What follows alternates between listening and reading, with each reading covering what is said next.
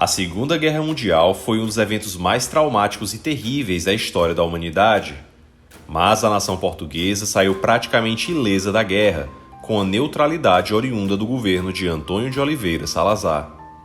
Mas o que estava por trás dessa neutralidade? O que aconteceu no país durante esse período? Será que Portugal teve um papel importante para a definição do conflito? É isso que buscaremos responder no vídeo de hoje. Mas antes de começar o vídeo, já deixa o dedo no like e se inscreve agora mesmo aqui no canal para não perder as novidades por aqui.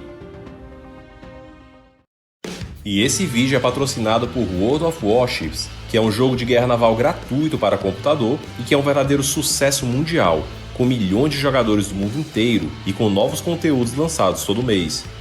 O jogo oferece os melhores gráficos da categoria e nele você pode embarcar a bordo de navios de guerra, destroyers, cruzadores e até porta-aviões, além de conquistar os oceanos a bordo de submarinos.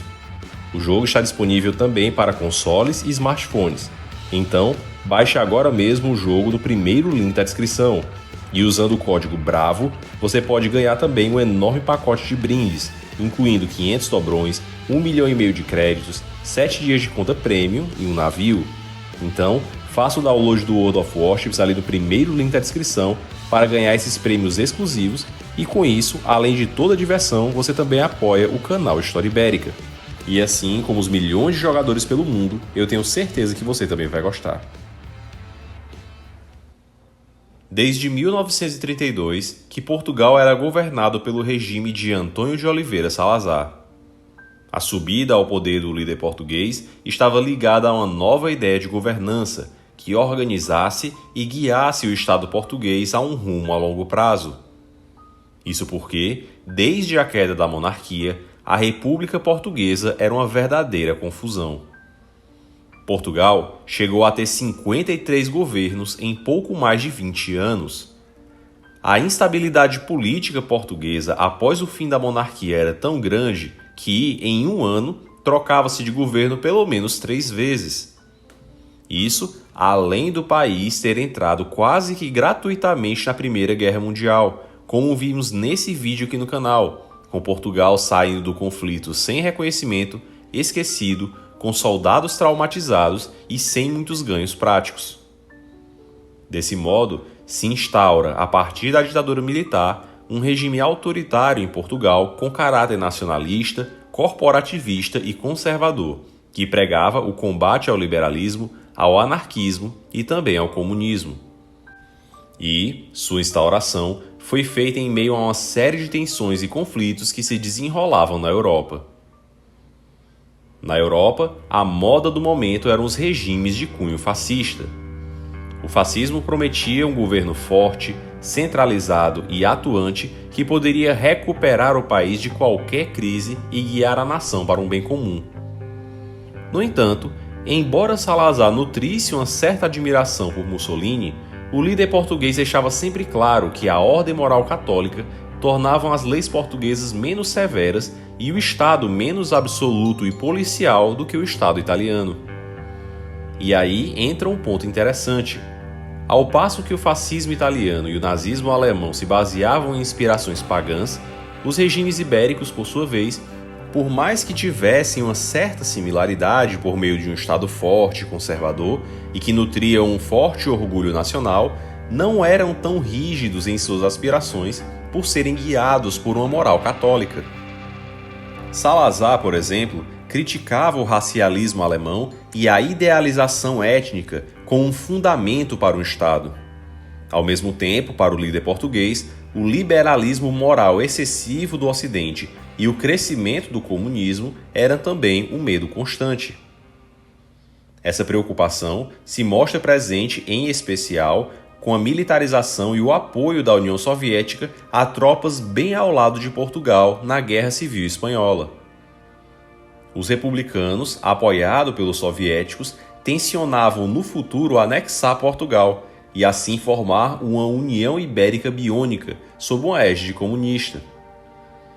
Desse modo, simpatizando com os ideais conservadores e católicos de Francisco Franco e de movimentos espanhóis como os falangistas e carlistas, Portugal envia ajuda militar e auxilia na vitória de Franco contra os republicanos. o líder português habilmente soube costurar um acordo com Franco, denominado Pacto Ibérico, assegurando a paz entre as duas nações em um tratado de amizade e não agressão. Isso permitia que Portugal ficasse tranquilo diante das tensões crescentes no cenário europeu, sem risco de invasão pela nação com quem fazia fronteira. Até que, em 1939, explode na Europa a Segunda Guerra Mundial. Por mais que nações se dividissem apoiando um lado ou outro do conflito, Salazar, no entanto, conseguia ser bastante neutro e cultivar uma posição ambivalente e sensata. Diferentemente da Primeira Guerra, onde Portugal mergulha de cabeça em um terrível conflito buscando prestígio internacional, na Segunda Guerra, Salazar conduz o país aos seus próprios interesses e, aí sim, ganha prestígio. O líder português foi até mesmo agraciado com o título de doutor honoris causa pela Universidade de Oxford em 1940, em plena guerra. E a neutralidade portuguesa na guerra foi sem dúvida importante para a preservação de Portugal. Caso adentrasse no lado aliado ou do eixo, Portugal seria passível de ser invadido, dada a sua posição estratégica na ponta do Atlântico. E, por mais que hoje em dia seja claro que os aliados venceram, na época, o real vencedor de um conflito mundial era uma verdadeira incógnita. A Alemanha, por exemplo, despontava com a capacidade industrial, com o maior e melhor exército do mundo, além de invadir e conquistar a França inteira em questão de um mês. Desse modo, Salazar precisava conservar sua neutralidade. A mesma Alemanha que facilmente subjugou a França poderia também fazer o mesmo com Portugal. E esse receio era tão real e factível que o governo português começou inclusive a fortalecer as bases nos Açores, justamente para ser um refúgio para onde iriam caso o país fosse invadido. Portugal, assim, mantinha uma verdadeira neutralidade. Ao mesmo tempo em que comerciava com a Alemanha, o país também acolhia refugiados judeus fugidos do Terceiro Reich, usando o país como rota de fuga. Salazar permitia que os judeus entrassem em Portugal desde que já tivessem destino ao sair da Alemanha. Isso porque Portugal não tinha interesse em abrigar os inimigos da nação que possuía o exército mais poderoso do mundo. Além disso, com a população pequena, o país não estava preparado para receber uma massa migratória tão grande. Assim, se um judeu fosse se refugiar nos Estados Unidos ou no Brasil, por exemplo, Portugal poderia ser uma rota intermediária, fornecendo apoio diplomático, suprimentos e abrigo até o desembarque do destino final.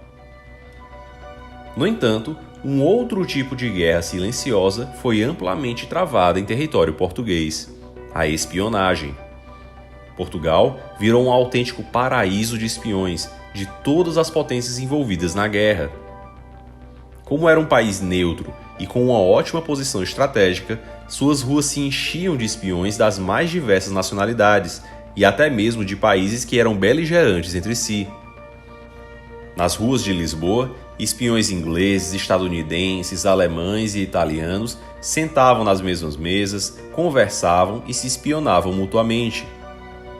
Não era incomum fotos, por exemplo, em que podia-se ver o embaixador da Inglaterra e o embaixador alemão na mesma mesa em um restaurante no coração de Lisboa durante a Segunda Guerra Mundial. Oficiais, soldados, agentes, embaixadores, cônsules e adidos operavam dia e noite nas ruas da capital portuguesa, que era um enclave estratégico na guerra. Entre os espiões estavam alguns dos mais proeminentes nomes, como Duško Popov, que agiu como agente triplo, fornecendo informações falsas aos alemães, além de Ian Fleming, funcionário da inteligência britânica que atuava em especial no cassino presente em Estoril. Inclusive, essa estadia no cassino português o levaria a criar, tempos depois, o seu personagem James Bond e o Cassino Royale, mundialmente famoso na literatura e no cinema, inspirado no cassino português. Algumas das coisas espetaculares que muitas vezes vemos no cinema, como cartas escritas com tinta invisível e com linguagem codificada, ou escutas escondidas em quarto, por exemplo, foram replicadas diariamente em Portugal, nos hotéis e cassinos em que os espiões estrangeiros se hospedavam durante o conflito. Se em Portugal se tinha um livre trânsito de espiões movimentando a economia portuguesa, no que concede ao governo havia também uma grande liberdade comercial e de apoio estratégico. Ao mesmo tempo que Portugal negociava com a Alemanha de Hitler o tungstênio, exportando grandes quantidades para o regime, também vendia o mesmo tungstênio para o Reino Unido e os Estados Unidos. Ao mesmo tempo que centenas de portugueses se alistavam na Divisão Azul a fim de combater o comunismo matando os soviéticos na frente oriental, Portugal refugiava os principais inimigos do Terceiro Reich e cedia uma base militar nos Açores para os britânicos.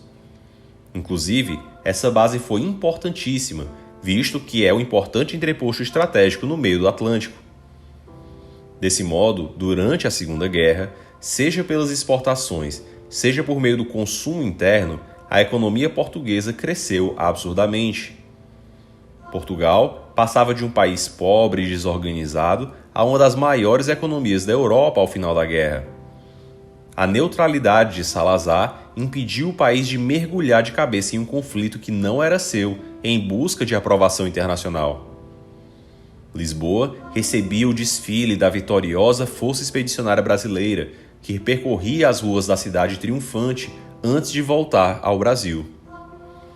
E, diferente dos traumas da Primeira Guerra, em que o país saía em frangalhos, sem reconhecimento, Portugal saía da Segunda Guerra atuando como um mero espectador da vitória dos aliados, negociando com ambos os lados e conseguindo um verdadeiro sucesso econômico, diferente de outras nações como a Alemanha, a Itália e a Inglaterra, que precisariam praticamente ser reconstruídas a partir dos escombros.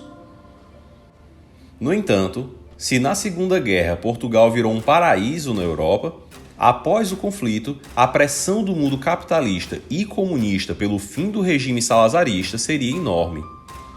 Portugal passaria a sofrer embargos e sanções do Ocidente, além de uma forte campanha difamatória que visava justamente fazer Salazar abandonar o poder e entregar os territórios ultramarinos. Mas Portugal não estava disposto a abandonar suas possessões em África tão facilmente. E, para isso, lutando contra os Estados Unidos, Cuba e a União Soviética e até mesmo a ONU, Portugal resistiria com seus territórios africanos por várias décadas, estando orgulhosamente sós. E se você quer a continuidade dessa história, então se inscreve agora mesmo aqui no canal e ativa o sininho das notificações para não perder as novidades por aqui.